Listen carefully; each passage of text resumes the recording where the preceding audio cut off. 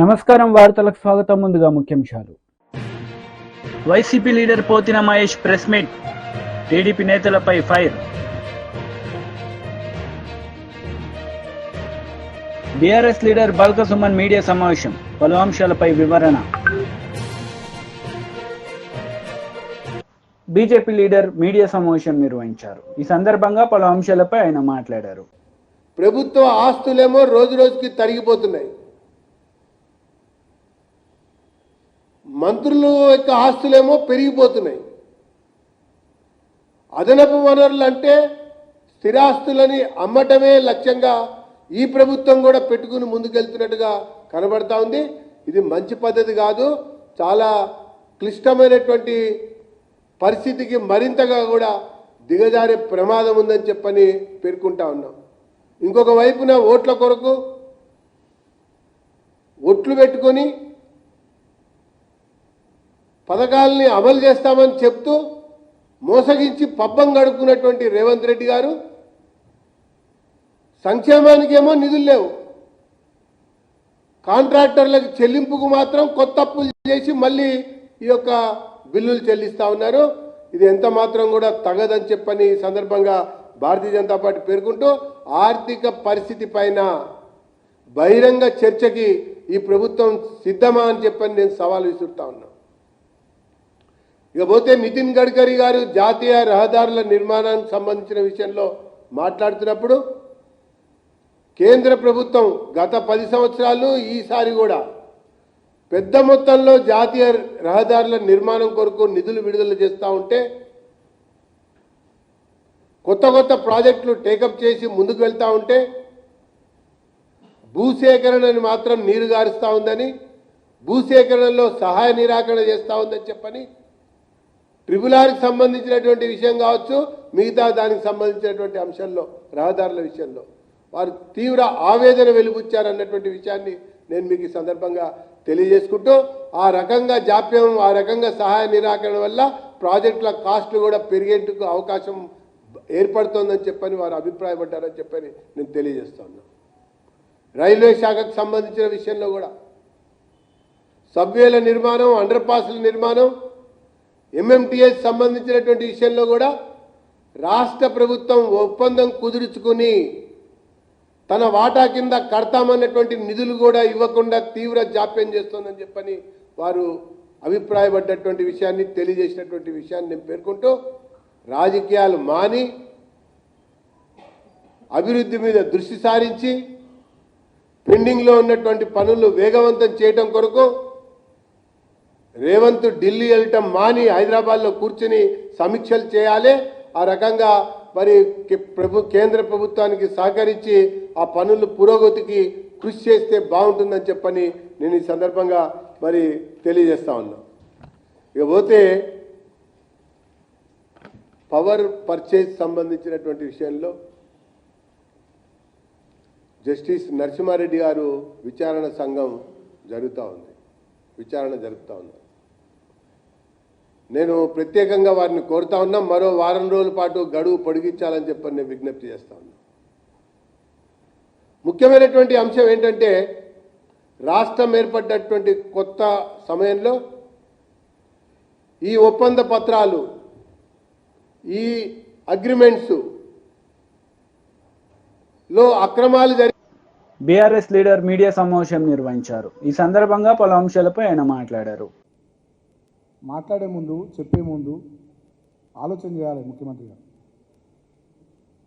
Government అనేది డెఫినెట్గా అది ఒక continuous process. Government is continuous process. Individuals will come and go. కాబట్టి సిస్టమ్ కానీ, డెమోక్రసీ కానీ, కాన్స్టిట్యూషన్ కానీ ఇవన్నీ లైవ్లో ఉంటాయి. వ్యవస్థల్ని కాపాడాల్సినటువంటి బాధ్యత, ప్రజాస్వామ్యాన్ని పరిరక్షించాల్సినటువంటి బాధ్యత, రాజ్యాంగానికి బద్దుడవై పనిచేయాల్సినటువంటి బాధ్యత ప్రజలు నీకు అవకాశం ఇచ్చారు కాబట్టి నీ మీద ఉంటుంది ముఖ్యమంత్రిగా. ఇవాళ విద్యాశాఖ నీ దగ్గరనే పెట్టుకున్నావు, హోంశాఖ నీ దగ్గరనే పెట్టుకున్నావు. ఈ ప్రభుత్వానికి అధినేతగా ఇవాళ నువ్వు పూర్తి స్థాయిలో విఫలమైనవు. రాష్ట్రంలో శాంతి భద్రతలు విఫలమైనవి. మొత్తం అరాచకం రాష్ట్రంలో రాజ్యం వెళ్తూ ఉంది. విద్యా సంవత్సరం ప్రారంభమైన తర్వాత కూడా స్కూళ్ళల్లో అరకొర వసతులు, కనీస సౌకర్యాలు లేకుండా పంపించినటువంటి పుస్తకాలు వెనక్కి తెప్పించి ఈ విద్యా సంవత్సరం ప్రారంభంలోనే ఈ ప్రభుత్వం చేతులు కాల్చుకునేటటువంటి పరిస్థితి తెచ్చుకున్నది. కాబట్టి ఇది కంప్లీట్గా ముఖ్యమంత్రి రేవంత్ రెడ్డి ఫెయిల్యూర్గా నేను భావిస్తూ ఉన్నా. అట్టర్ ఫ్లాప్ ముఖ్యమంత్రి ఈయన. ఇక ఈ పరిపాలన సరే, అసెంబ్లీ ఎన్నికలు అయిపోయినాయి, పార్లమెంట్ ఎన్నికలు అయిపోయినాయి, పరిపాలన మీద దృష్టి పెట్టాల్సినటువంటి ముఖ్యమంత్రి కమిషన్లు తీసుకున్నాడు, మా ప్రభుత్వం మీద కమిషన్లు వేసుడు, ఈ పనిలో బిజీగా ఉన్నాడు. మద్యంలో కమిషన్లు, ఇసుకలో కమిషన్లు, ఫ్లై యాష్లో కమిషన్లు, భూములలో కమిషన్లు. ఇక హైదరాబాద్ నగరంలో అయితే వాళ్ళ 4-5 అన్నదమ్ములకు వంచిందట. ఈస్ట్ ఒకరు, వెస్ట్ ఒకరు, సౌత్ ఒకరు, నార్త్ ఒకరు, ఎక్కడోళ్ళు అక్కడ ఆఫీసులు పెట్టుకొని ఇక ఇష్టారాజ్యం అడ్డగోలు అరాచకాలు జరుగుతూ ఉన్నాయి వల్ల.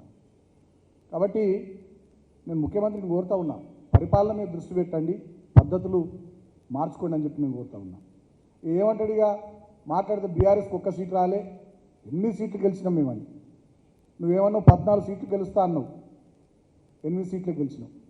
నీ సొంత జిల్లా మహబూబ్ నగర్లో ఓడిపోయినావు. నువ్వు సిట్టింగ్ ఎంపీగా ఉన్న మల్కాజ్గిరి సీట్ ఓడిపోయినావు. నువ్వు ఇన్ఛార్జ్ ఉన్న చేవేళ్ళ కూడా ఓడిపోయినావు.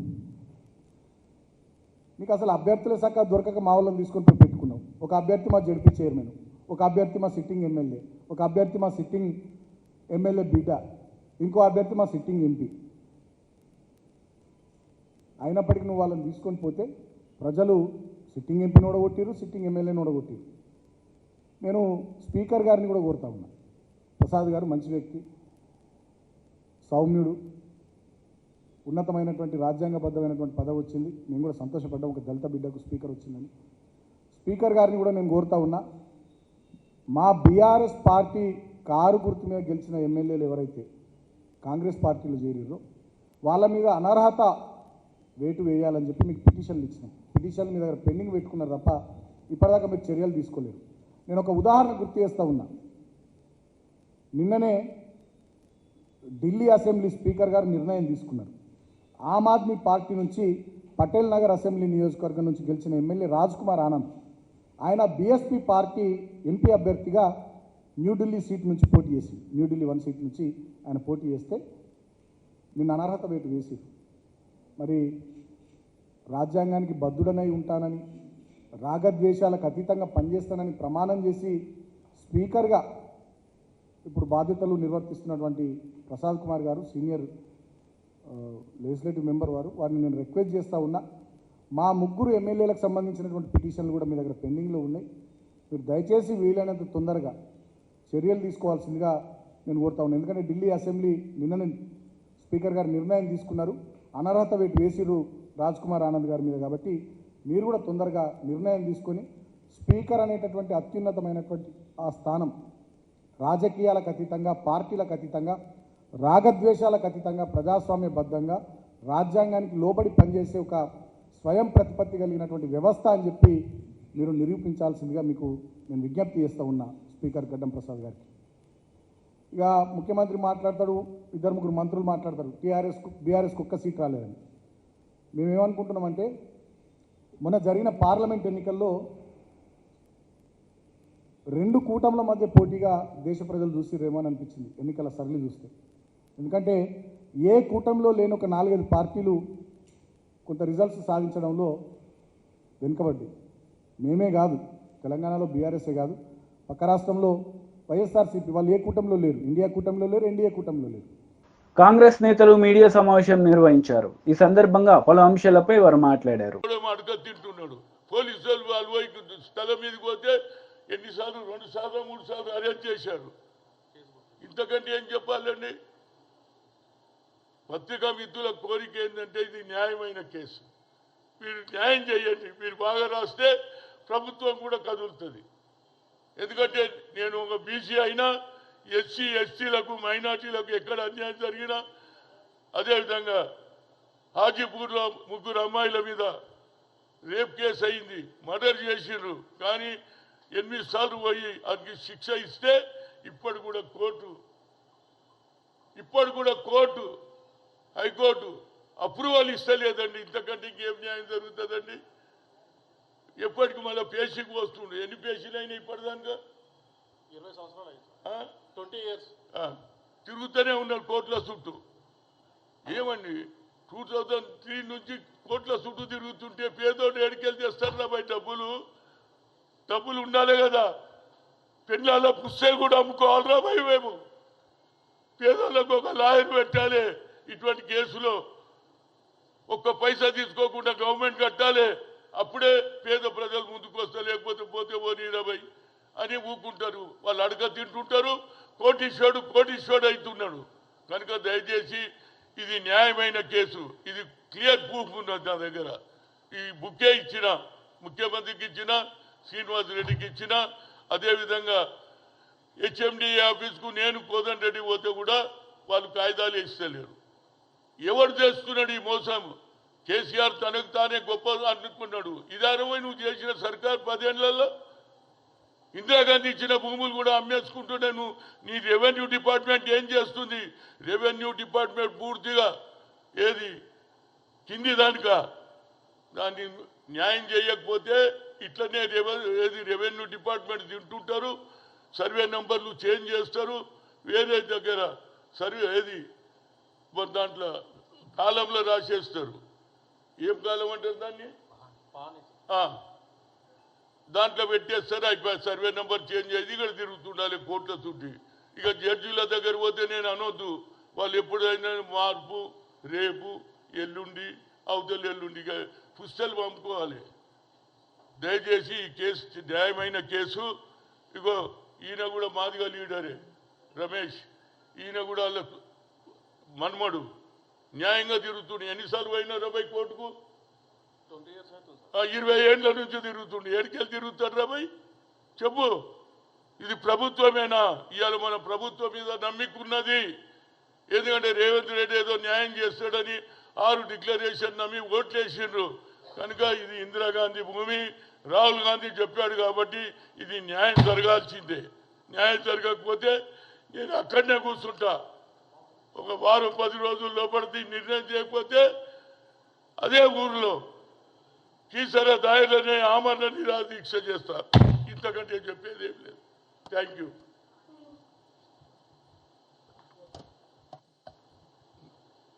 ఈ బుక్ ఉంటుంది నా దగ్గర.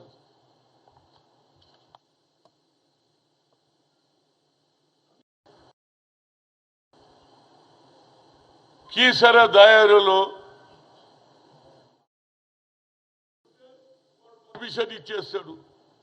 పార్టీలు ఎక్కిచ్చేస్తారు. పాస్బుక్ల వాళ్ళ పేర్లు ఎక్కిస్తారు, భార్యల పేర్లు. ఏం న్యాయం అండి? ఏం రెవెన్యూను పూర్తిగా ప్రక్షాళన చేయకపోతే రేవంత్ రెడ్డి కూడా చెడ్డ పేరు వస్తుంది అనేది నా ఉద్దేశం. ఇక దానికంటే ఎక్కువ ఏం చెప్పు. రైట్. Thank you.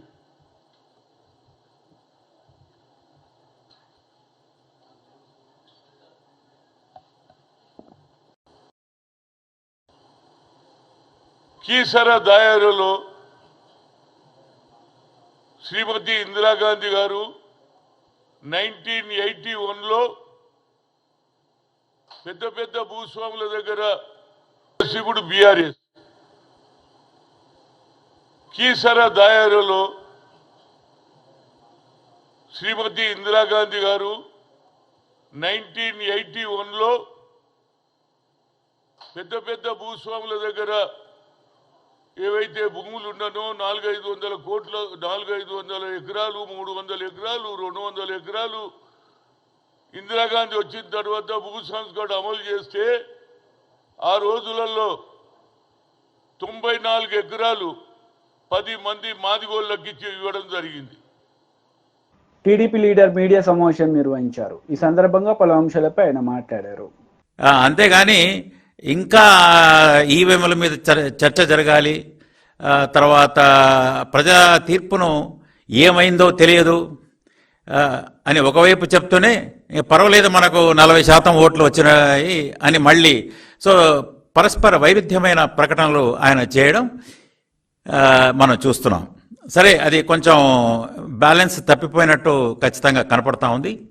ఏది ఏమైనా మీరు ఒకటైతే వాస్తవం, ఇప్పటికీ జగన్మోహన్ రెడ్డి గారు తమ ఎంపీలతో మాట్లాడుతూ మళ్ళీ అది 1 వే ట్రాఫిక్గానే నడుస్తూ ఉంది, ఒక మోనోలాగ్.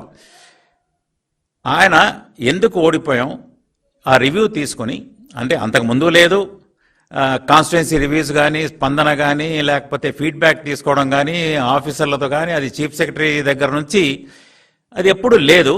ఇప్పుడు కూడా ఓడిపోయిన తర్వాత పెద్దలు అనుమానాలు ఇవి చెప్పడం తప్ప అసలు మనం ఎందుకు ఓడిపోయాం, కారణాలు ఏమిటి, ఇంకా మనకు ప్రజలకు నేను అది చేశాను ఇది చేశాను బటన్లు నొక్కాను అని చెప్పడం తప్పితే లేదు నేను మంచి చక్కటి పరిపాలన అందించానా లేదా, ప్రజలు మన నుంచి ఏమి కోరుకున్నారు, ప్రజా నాడిని మనం ఎందుకు మాలాంటి వాళ్ళకి కనపడింది మీకు ఎందుకు కనపడలేదు అంటే ఆ అధికారపు పొరలు మీకు కమ్ముకుని పోయి అధికారమే పరమావధిగా మీరు ప్రవర్తించారు కాబట్టే కనపడలేదు.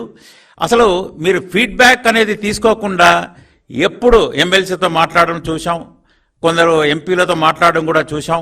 మనకు 11+4 మనం 11 మంది రాజ్యసభలో ఉన్నాం, 4 మేము లోక్సభలో మా వాళ్ళు ఉన్నారు, 15 మంది మేమున్నాం, వాళ్ళు 16 మందే ఉన్నారు. కాబట్టి ఇప్పుడు ప్రత్యేక హోదా జగన్మోహన్ రెడ్డి గారు చెప్పడం చాలా విచిత్రంగా ఉంది. ప్రత్యేక హోదా తేలేకపోతే ఆయనను ప్రజలు క్షమించరు అన్నట్టుగా. అయ్యా ఇప్పుడు 11 మంది మీరున్నారు, అప్పుడు కూడా సుమారు 22 మంది ఉన్నారు ఎంపీలు. ప్రత్యేక హోదా అంటే అప్పుడేమన్నారు ఆయన, లేదు వాళ్లకు సంఖ్యాబలం ఉంది అన్నారు. పోనీ రాజ్యసభలో సంఖ్యాబలం లేనప్పుడు సిఏ లాంటి చట్టాలు, ముస్లిం వ్యతిరేక చట్టాలు, తర్వాత మన వ్యవసాయదారుల వ్యతిరేక చట్టాలకు అన్నిటికీ మీరు వైఎస్ఆర్సీపీ వాళ్లకు కేంద్రంలో సహకారం అందించింది.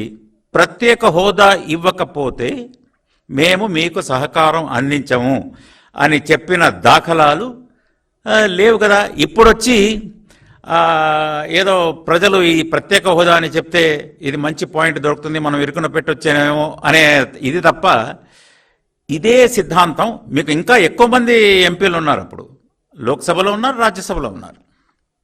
కాబట్టి ఇటువంటివి కాకుండా ఒక ఆత్మ విమర్శ చేసుకుని అందరినీ కలుపుకొని ఒక ఇదిగా వస్తే బాగుండేది. ఇప్పుడు అంటున్నారు ఆయన, I will be the voice of the voiceless people, నేను గొంతుక లేని వాళ్ళ గొంతుకనవుతా అన్నాడు ఆయన 4వ తేదీ. అయ్యా 5 ఏళ్ళు మీకు అధికారం ఇచ్చారు. అదే ఆ సర్వేలో కూడా చాలామంది కొన్ని సర్వేలు మంచి సర్వేలు చూసాం ఇందాక అన్నట్టు, గొంతుక లేని వాళ్ళ గొంతుకనైత మీరు ఇప్పుడు అంటున్నారు. కానీ నా ఎస్సీ, నా ఎస్టీ, నా బీసీ, నా మైనారిటీ అంతకుముందు కూడా నేను 2-3 సార్లు చెప్పాను. మీరు అంటూనే ఉన్నారు కానీ సాధికారత గురించి అన్నారు, బీసీల సాధికారత, మైనారిటీల సాధికారత, మహిళల సాధికారత. మీరు వాళ్ళ గొంతుక లేని ప్రజల ప్రతినిధుల గొంతుకను మీరు వాళ్ళ సామాజిక వర్గాల సమస్యలు కానీ, తర్వాత వాళ్ళ కాన్స్టిట్యున్సీ నియోజకవర్గాల సమస్యలు కానీ, మౌలిక సదుపాయాల గురించి నియోజకవర్గాలు కానీ మీరు ఎప్పుడు వాళ్ళ గొంతుకలు మీరు వినలేదు. ఇక ప్రజలంటారా, మీరు ఎప్పుడు కూడా నిన్నటి నుంచి చూస్తున్నాం. ఇప్పుడు నేను ఈ పార్టీ ఆఫీస్ తెలుగుదేశం నుంచి మాట్లాడుతున్నా, ఇప్పుడే ప్రజలు ఉన్నారు. పొద్దున లోకేష్ గారి దగ్గర అప్పుడే దర్బార్ మొదలైంది, పక్కన తెలంగాణలో కూడా ప్రజా దర్బార్ మొదలైంది.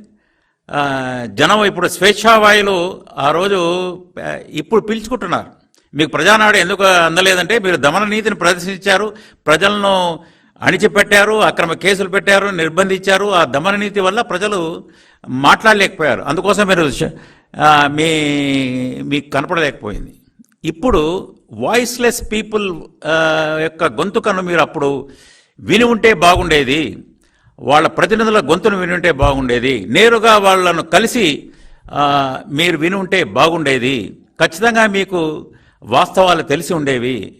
మీకు వారసత్వంగా రాజకీయం వచ్చింది, మీరు రాజశేఖర రెడ్డి గారి కొడుకు కాబట్టి, వైఎస్ఆర్ ఇది కాబట్టి కొడుకుగా మిమ్మల్ని గుర్తించారు.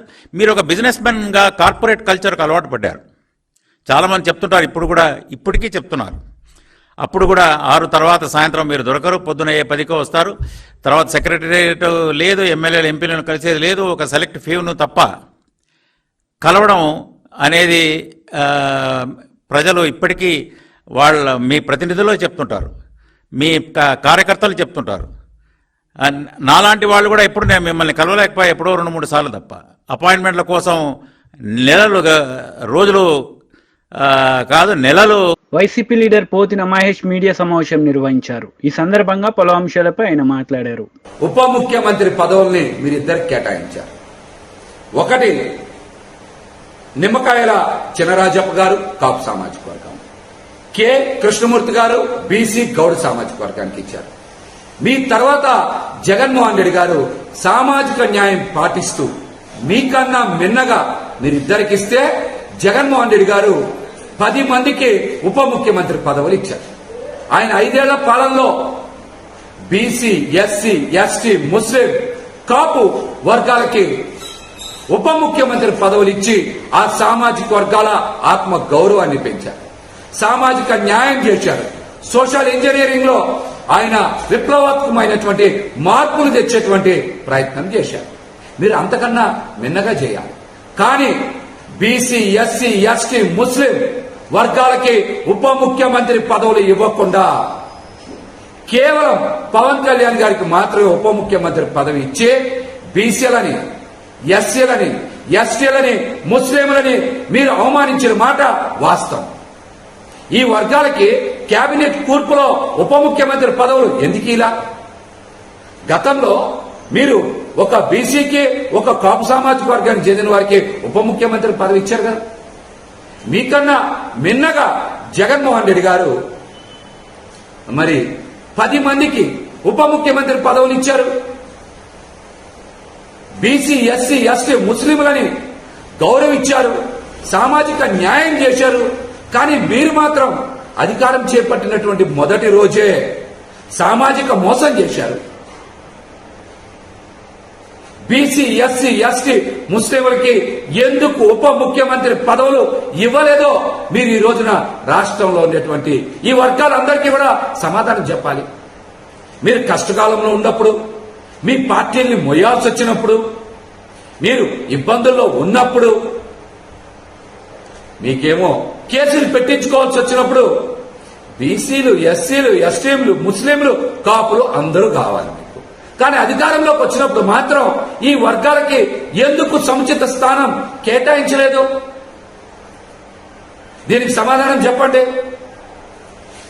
జగన్మోహన్ రెడ్డి గారి కన్నా మిన్నగా మీరు సామాజిక న్యాయం చేయాలి అంటే మీరు అంతకు మించి కేబినెట్ లో బీసీ, ఎస్సీ, ఎస్టీ, ముస్లింలకి స్థానాలు కేటాయించాలి.